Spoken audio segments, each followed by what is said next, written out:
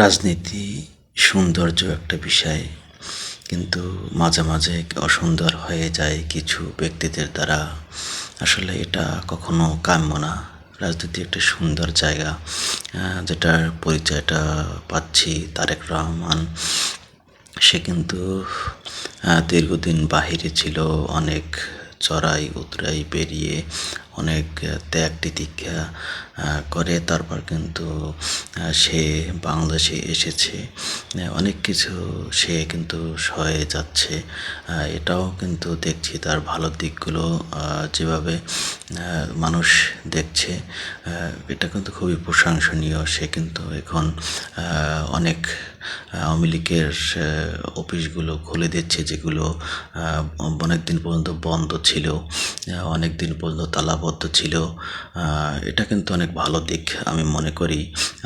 আমি বলবো যে বিগত দিনে যে ভুলগুলো মানুষ করেছে, সেগুলো ভুলগুলো শুধরে সামনের দিনগুলো এগিয়ে যাওয়া উচিত।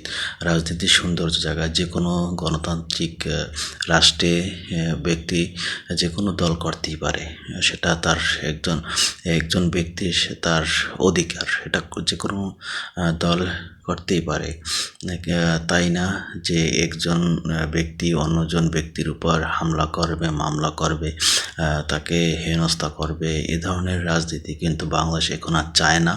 আর এখন কিন্তু মানুষ অনেক পরিবর্তন হয়ে গিয়েছে, যেটা এই নির্বাচনের মাধ্যমে কিন্তু সব মানুষ দেখেছে। তা আমি বলবো যে বিগত দিনের ভুলগুলো শুধরে আসুন সবাই মিলেমিশে একসাথে বসবাস করি, একসাথে সামনের দিনগুলোতেই এগিয়ে যাই, একে অন্যের পাশে দাঁড়াই। আমি তারেক রহমান কে ধন্যবাদ জানাই। সে কিন্তু অনেক কিছু স্যাক্রিফাইস করে কিন্তু বাংলাদেশে এসেছে, অনেক কিছু চ্যালেঞ্জ নিয়ে কিন্তু বাংলাদেশে এসেছে।